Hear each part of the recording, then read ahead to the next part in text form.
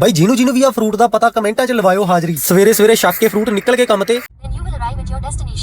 ਮੈਂ ਤੁਹਾਡੀ ਲੋਕੇਸ਼ਨ ਤੇ ਖੜਾ ਸੀਗਾ ਜੀ। ਪਹਿਲੀ ਰਾਈਡ ਬਾਬੇ ਪਿਕ ਕੀਤੀ ਢਕੋਲੀ ਅਲਟੀਮੇਟ ਹੋਮ ਤੋਂ ਤੇ ਡ੍ਰੌਪ ਕੀਤੀ 43 ਬੱਸ ਸਟੈਂਡ ਤੇ। ਕਿੰਨੀਆਂ ਗੱਡੀਆਂ ਇੱਥੇ ਵਿਹਲੀਆਂ ਖੜੀਆਂ ਬਾਈ, ਤੁਸੀਂ ਖੁਦ ਹੀ ਦੇਖ ਲਓ। ਤੇ ਆਹ ਲਾਈਟਾਂ ਤੇ ਬਾਈ ਡੇਲੀ ਕੌਣ ਜਾਮ 'ਚ ਫਸਦਾ ਇਹ ਵੀ ਜਰੂਰ ਦੱਸਿਓ। ਤੇ ਸਾਡੇ ਵੇਲੇ ਬਾਈ ਆਹ ਪਾਪੜ ਰੁਪਈਏ ਦੇ 2 ਹੁੰਦੇ ਸੀ ਤੇ ਇਹ ਵੀ ਹੁਣ 10 ਦਾ ਹੋ ਗਿਆ। ਅਗਲੀ ਰਾਈਡ ਧਨਾਸ ਤਾਰ ਕੇ ਬਾਈ ਸੋਚਿਆ ਦਹੀਂ ਵਾਲੇ ਗੋਲ ਗੱਪੇ ਖਾਦੇ ਜਾਣ। ਬਾਈ ਗੋਲ ਗੱਪੇ ਖਾ ਕੇ ਠੰਡ ਜੀ ਚੜ ਗਈ, ਮੈਂ ਕਿਹਾ ਚੱਲ ਸੂਪ ਪੀ ਲਈਏ। ਬਾਈ ਆ ਕਲੱਬਾਂ ਨਾਲੋਂ ਵੱਧ ਰੌਣਕ ਤਾਂ ਅੱਜਕੱਲ 3v2 ਜਾਂ ਜੁਬਲੀ ਵਾਕ ਹੁੰਦੀ ਆ। ਅੱਧੇ ਕਸਟਮਰ ਤਾਂ ਬਾਈ ਸਿਰਾ ਹੀ ਹੁੰਦੇ ਆ। 3 ਆਪਸੀ ਤੇ 2 ਜਵਾਕ ਸੀ, ਹਲੇ ਕਹਿੰਦਾ 2 ਹੋਰ ਬਾਲਾ। भाई साहब चंडीगढ़ क्रॉस करके जाना है, रास्ते में रोक लिया आपको दिक्कत आएगी। ਬਾਈ ਠੰਡ ਕਰਕੇ ਜ਼ੁਕਾਮ ਹਟ ਨਹੀਂ ਰਿਹਾ ਸੀ ਤੇ ਦਵਾਈ ਕੋਈ ਕੰਮ ਨਹੀਂ ਕਰ ਰਹੀ ਸੀ। ਫਿਰ ਮੈਂ ਸੋਚਿਆ 올ਡ ਮਾਊਂਟ ਟਰਾਈ ਕੀਤੀ ਜਾਵੇ।